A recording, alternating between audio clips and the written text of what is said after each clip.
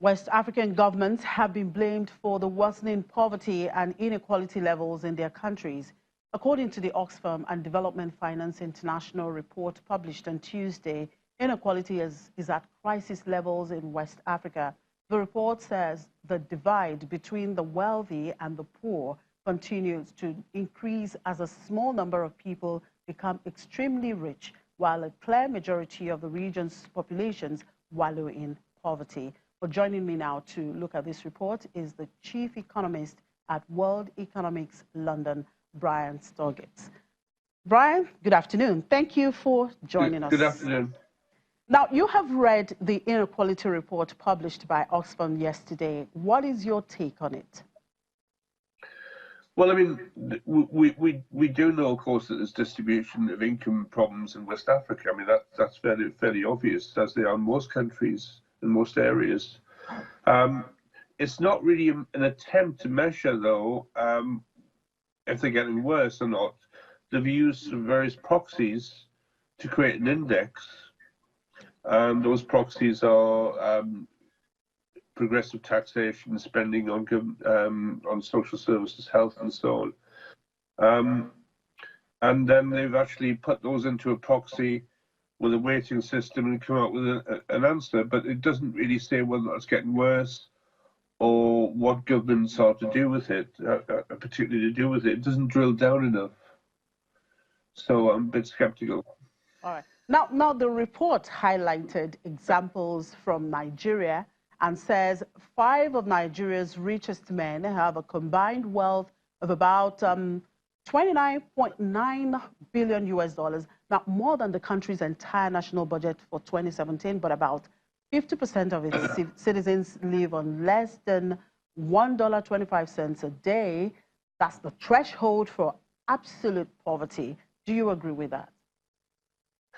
Well, it's easier, obviously, to measure the assets and wealth of rich people. Well, it's easier to attempt to measure it. It may not be accurate. The figure where it talks about a particular level per day is a level of income, whereas the actual report talks about the level of wealth. And the wealth and income are 2 different things. So taking wealth away and converting it into income, it just gives a one-off hit. I mean, it's things that we know anyway. It's just, in particular, Nigeria, it has a weighting of 0 for government expenditure, which is why Nigeria gets the worst score than, say, the Cape Verde Islands, which, of course, is a very different circumstance anyway.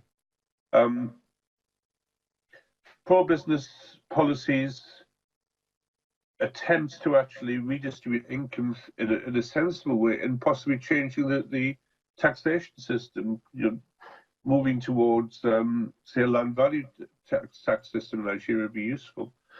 But, the report doesn't really come up with anything new.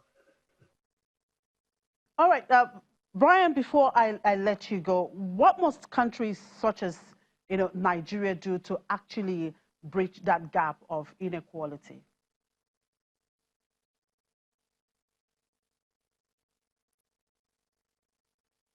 Okay, we seem to have lost Brian there. All right, let's cross over now to the markets for an update from the Nigerian Stock Exchange. Let's join Temple at the floor. Hello, Temple. Good afternoon.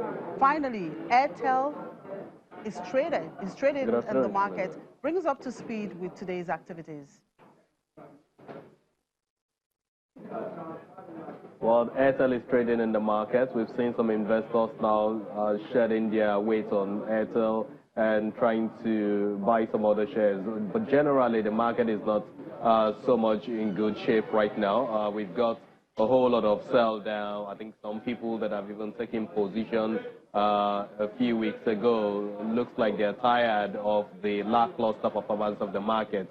So it looks like they're selling down, not minding the loss that they will record. And that's because there hasn't been any major catalyst in the system. Prices have been low for the past 2 months or thereabouts now. So these whole negative sentiment we're seeing in the market It's just as a result of the absence of news, absence of a catalyst, absence of any motivation. We have been seeing lots of close period announcements, meetings of board members of companies listed here and tradable on the market, but we haven't seen really any of the earnings or Q2, H1 earnings numbers of companies with good fundamentals in the market. So that's the reason why we're seeing what we're seeing. Airtel, for example, is down by about 10%. Dangote Cement is also down close to 173 naira now.